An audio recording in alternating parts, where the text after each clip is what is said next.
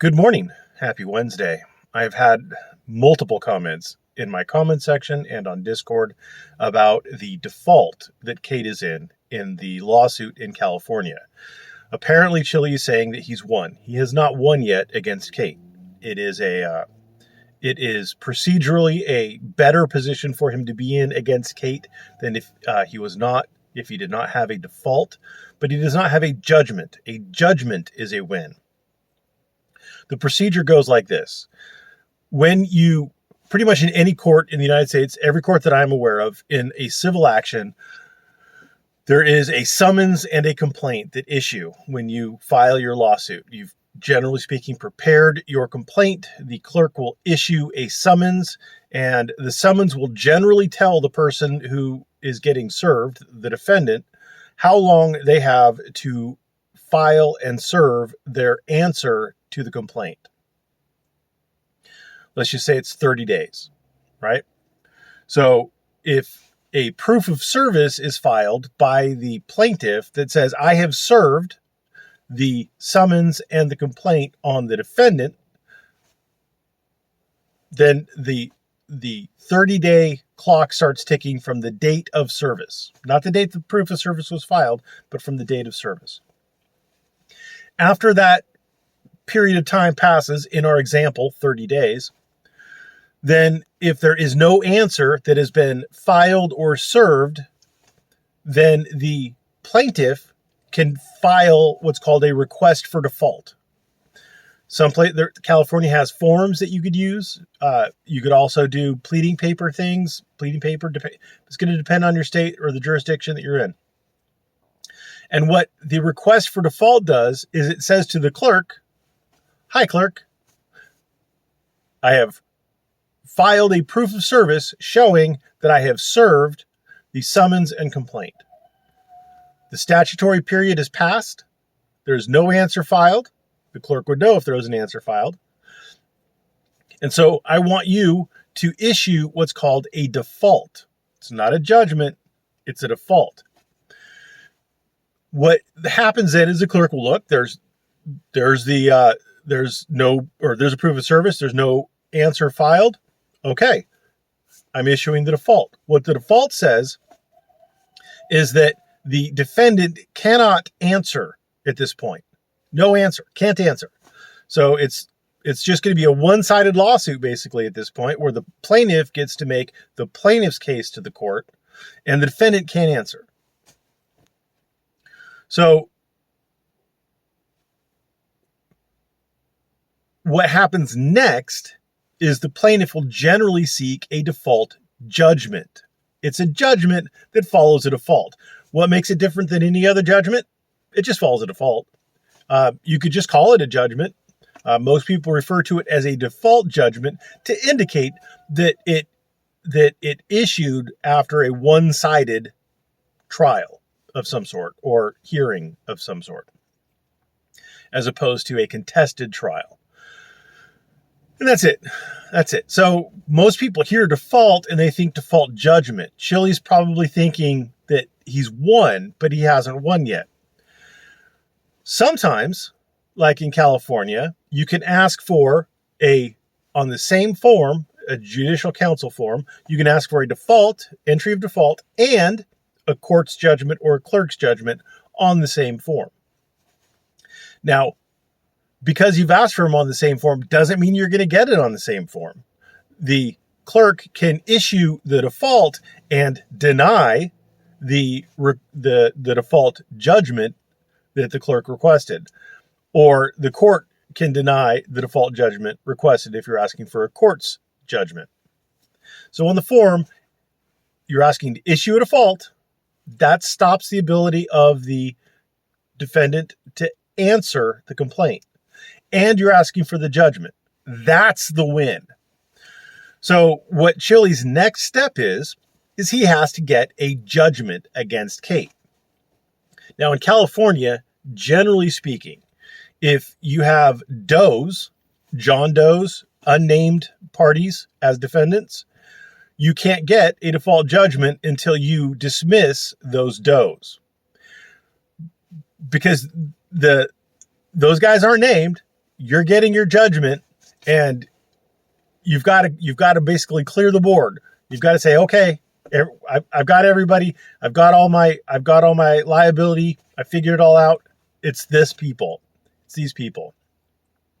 So generally speaking, maybe it's local rules. I don't know, but every place I've filed for a default judgment, I've had to file a request for dismissal against the does in the complaint. The next thing is if you're seeking joint and several liability, i.e. each party or each defendant is liable in whole or in part for your damages, then you can't get piecemeal judgments against them. They can't even settle without the other party, without the other defendant saying, okay, we're good, because the other defendants might be able to recoup some of the, let's say for example that we're in you and me and Chili Decastro, for example, are in a traffic accident. Chili's stops at a stoplight. I stop right behind him, and then you hit me so hard that I go forward and I hit Chili, right? So it's a 3-car pileup. Now, Chili can sue me, he can sue you, and he could ask for us to be joint and severally liable. That's usually, in my experience, the kind of default.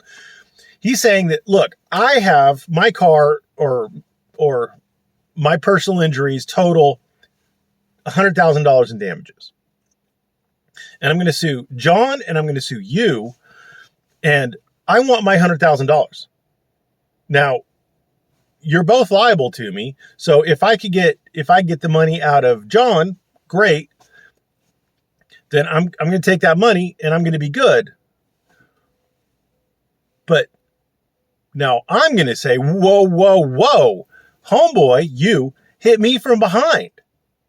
So he is also partially at fault. So then I could seek contributory damages from you. I could seek contribution towards the damages from you.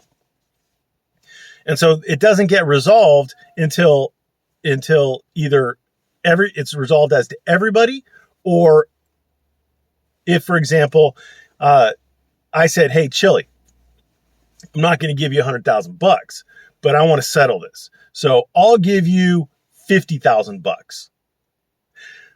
He could be like, yeah, cool, I'll take that, and I'll get the other 50 from you.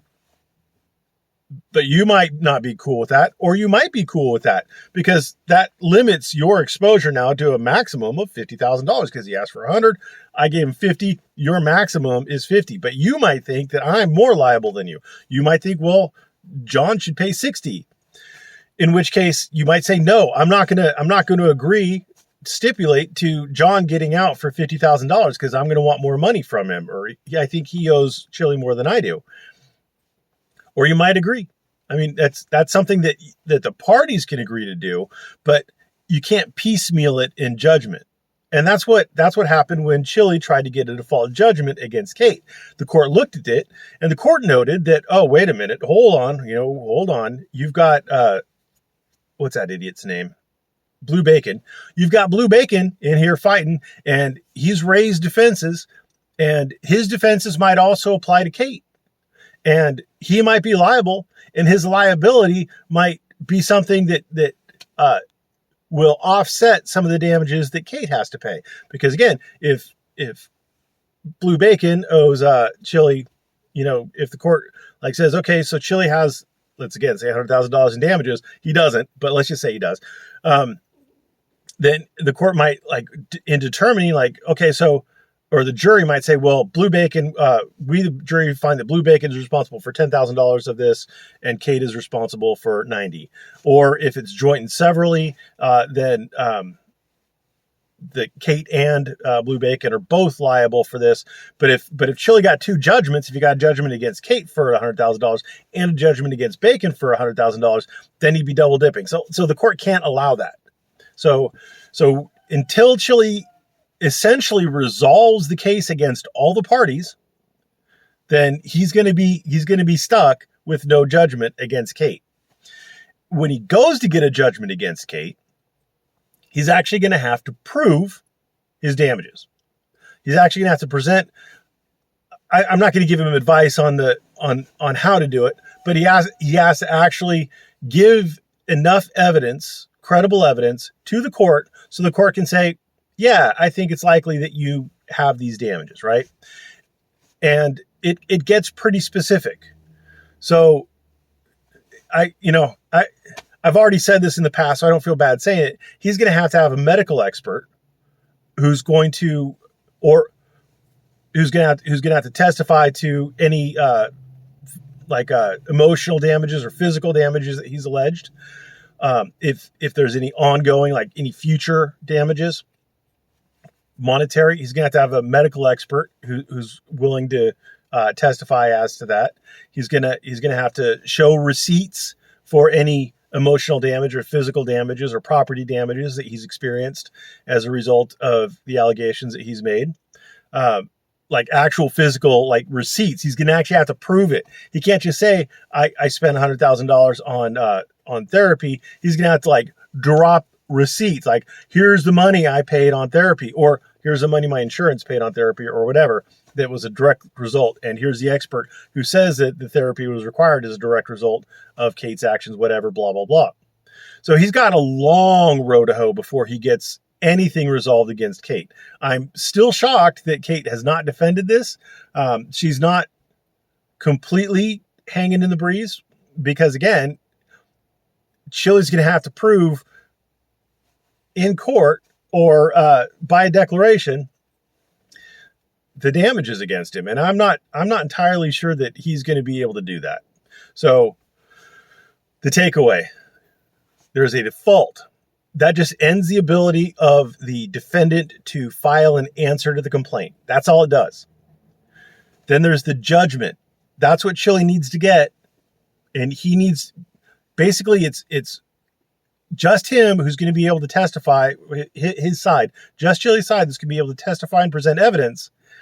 But he still has to testify and present enough evidence to convince the court that he is entitled to the damages that he's seeking. So the default has been entered. Kate can't respond anymore, can't answer, can't present evidence. But Chili still has to present evidence and has to convince a court that Kate's got to pay. And the court's not going to do that until basically it's down to just Kate, or there's a trial and evidence can be presented. Like if Peratini and Decastro take this all the way to trial, Peratini can present evidence. Decastro can present evidence. Kate can't. So Kate's going to basically be at the mercy of whatever evidence Peratini and Decastro introduce at trial. And the court's going to make a decision on how much liability Kate has at that point as well. Anyway, that's it for today. Thanks for watching. Oh yeah. One other thing. Hilarious. Not worth making a video on by itself, but way back in June, it's August now. So way back in June, like June 20th or something like that, or June 15th, way back in June, Chili in the Las Vegas Municipal Police Department case filed a motion for reconsideration of his request for preliminary injunction on the criminal matter. I guess yesterday or the day before, relatively recently, the court just said no. No opinion, no looking at case law, nothing like that. It's just like, it just said plaintiff failed to meet his burden. No. Chili's whole shtick about, well, maybe if I just say the same thing again, slower, because you're just dumb and you didn't understand it the first time, it's not going to work. Chili, you actually have to be able to present actual law as it's actually applied in actual jurisdictions in order to get your way on these things. Anyway, thanks for watching. Have a great day.